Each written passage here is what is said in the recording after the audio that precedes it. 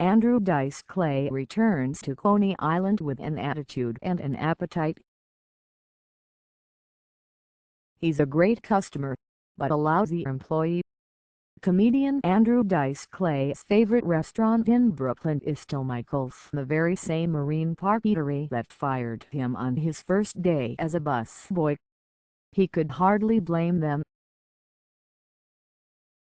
"I got fired for taking too many breaks," said the comedian, the native of Sheepshead Bay who went on to achieve stardom unimaginable when he was just doing his John Travolta imitation at the now-defunct Pips Comedy Club. "I remember it was Christmas Eve and customer says to me, 'Tilda, get me more bread.' And I said, 'Tilda, get it yourself. I'm going outside.' So they fired me, which was a very smart decision on their part.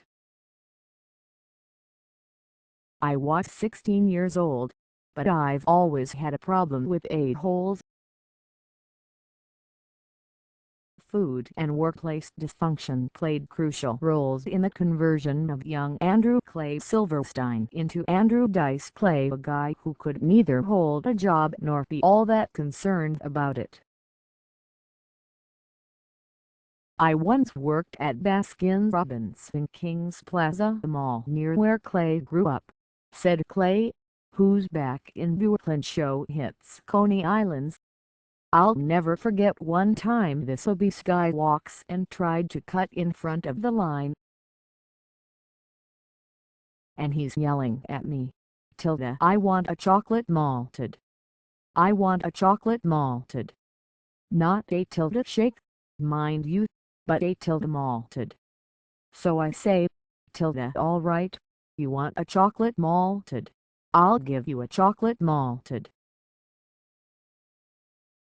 Well, I put so much malt and so much syrup that when he took the first sip, he started choking. He made a whole scene. He went down to his knees and said, 'Tilda, what kind of malted is this?' And I said, 'Tilda, well, you crushed me.'" Adley, Clay was not fired for that incident. The final grounds for termination came mere days later.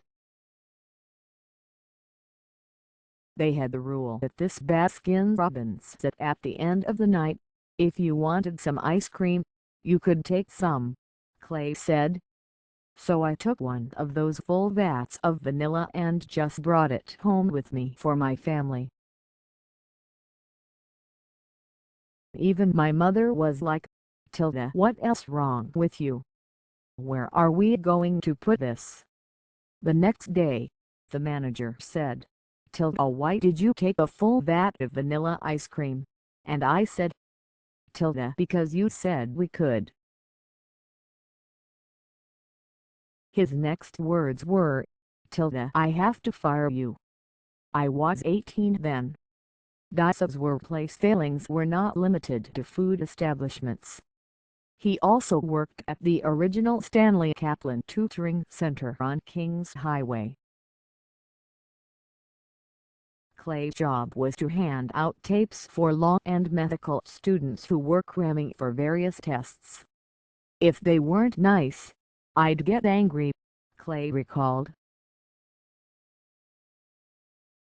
"I'd say, 'Tilda, do you really think you're doctor material? You don't have patience for bedside manner.' Basically, I was working on my act, so my sister got me fired." Being the world's worst employee probably set up Dice for a career as one of the dirtiest, nastiest, smarmiest, angriest comics to ever come out of Brooklyn. From his breakout success at Pips in 1979, Clay pursued acting in Hollywood, but eventually found his true calling as a comedian and, in 1990, became the first comic to sell out Madison Square Garden on back-to-back nights.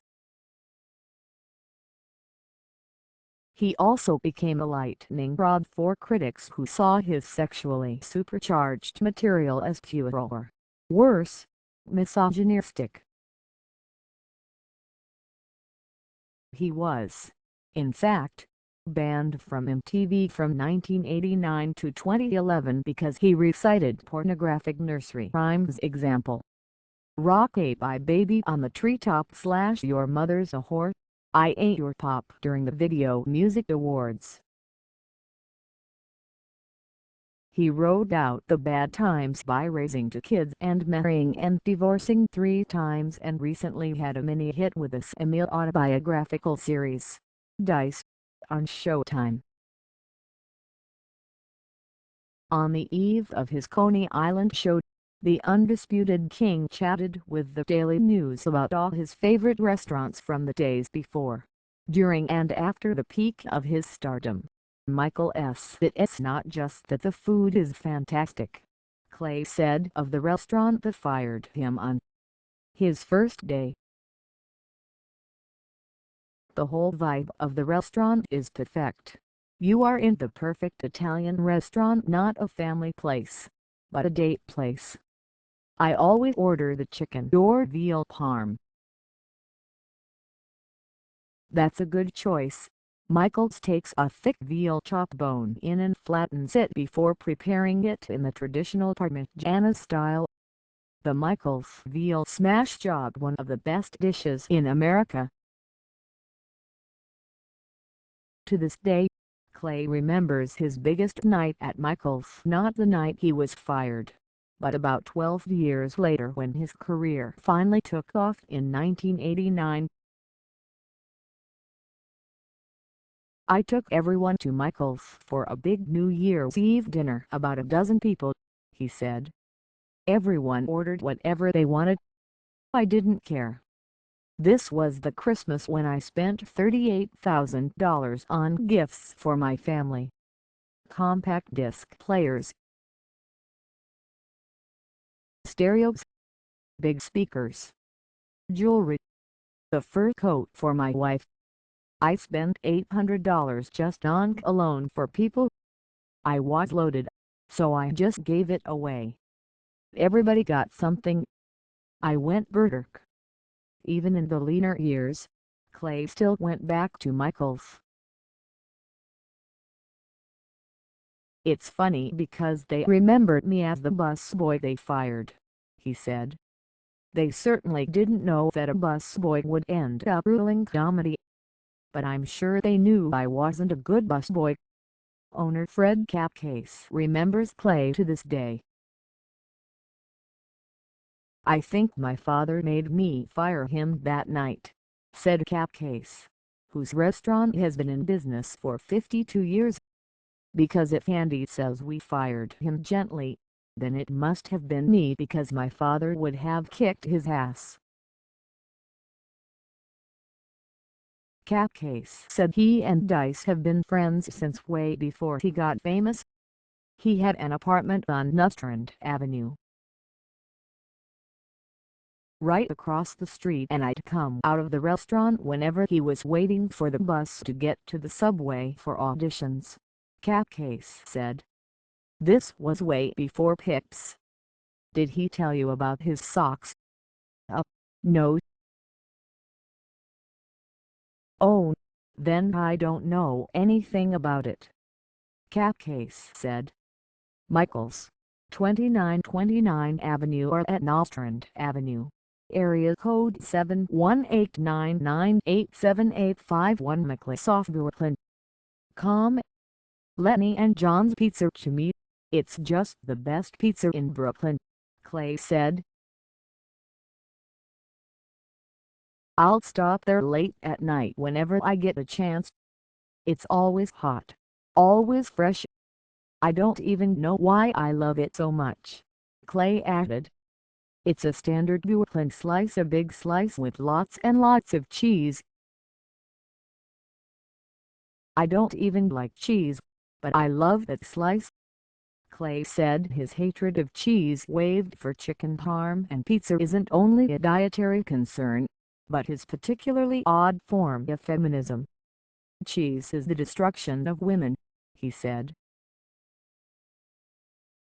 "Cheese and salad dressing.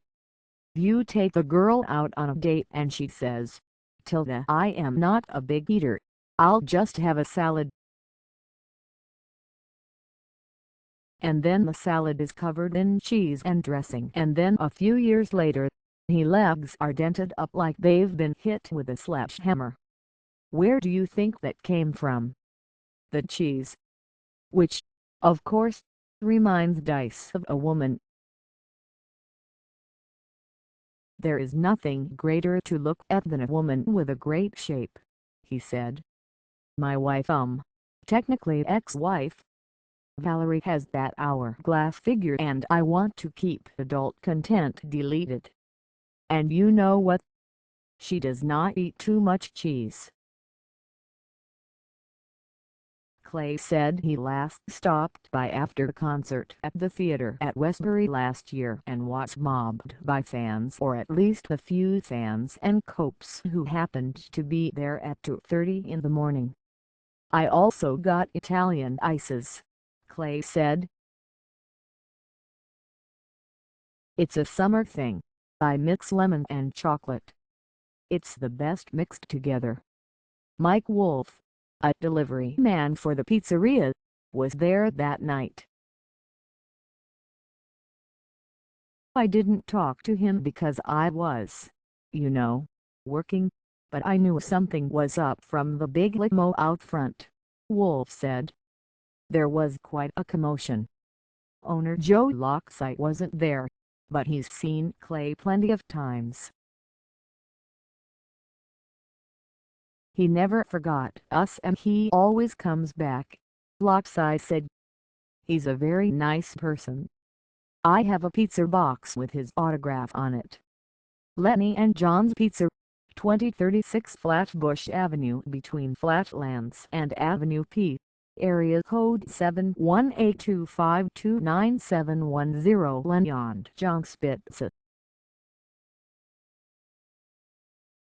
Arch Diner. To me, all the great diners have the same thing, that comfortable vibe, Clay said. I don't like when diners get too fancy. And I used to go to the Arch Diner at night, after a show. It's a nighttime place. That's how I looked at it. Co-owner Louis and I disputed that. Breakfast is my busiest time of the day, he told the News. I have the best pancakes in town. I challenge anyone. And I have the best cheesecake all made right here. I challenge juniors. Leonidu, who has been with the diner since the 1990s, didn't remember Clay, but said rappers are his main celebrities now. The neighborhood changed. It used to be Italians and Jews, but now it's Caribbeans, he said. I love all my customers. Leonidu also mentioned that WABC radio star Curtis Slivet was once a regular, too. When asked to comment, Slivet sent over what can only be described as a prose poem, across from the Glenwood Projects and South Shore HS. It's where I would on occasion mad dog the bulls from the Canarsie branches of the Lucius and Gambino crime families. They would hold court there while eating their eggs over easy with sausages, bacon, ham. Those fat slobs. I was a BLT man myself with a chocolate egg cream. Also, the New York City sewer plant was across the street from the Arch Diner on Ralph Avenue. Sometimes on a hot summer's day the stench from the sewer yards would sometimes drive you right into the Arch and you'd try and nurse an iced tea for as long as you could before they'd kick you out. We thought that Ed Norton of Tilda the Honeymooners actually worked in the sewer yards. Clay said he used to order a burger and fries. He admits he was much more of a regular at the now-defunct El Greco Diner on Emmons Avenue. In Sheepshead Bay, the scene of the full celebratory dinner. It was September 13, 1978, he said. I came on stage as Jerry Lewis in Tilda the Nutty Professor and I was dying. People were booing, screaming at me to get off the stage. It was Brooklyn, you know. But it was all part of my act. The lights go down on cue and when they came back up, I was dressed as John Travolta. They were throwing tables over. Everyone was going so nuts. They hired me to headline on the spot. We went to the El Greco on Sheepshead Bay Road with my aunt, my cousin, my uncle, my parents. No one could talk because they couldn't believe what they just saw. I had a burger and fries. Arch Diner, 1866 Ralph Ave at Flatlands Avenue. Area code 71853137118 Sidebar. Dysub's honorable mention sell and be Spumoni Gardens. It's simple, great pizza and good-looking girls, so I love it, Clay said of the legendary joint on 86th Street in Gravesend. Nathan's famous. The fries are always crispy yet soft inside, too, Clay said of the Coney Island landmark. I tell them, burn them until the point where you think you have to throw them out. Then give those to me. Peter Luger Steakhouse. The old waiters tell you which steak you are having and they're so good, you just say, all right, just handle it. But bring the lot of those onion rolls, Clay said of the Williamsburg Meat Mecca. Andrew Dice Clay at Ford Amphitheater in Coney Island, 2113 W 21st Street between Surf Avenue and the Boardwalk, July 30 p.m. For info,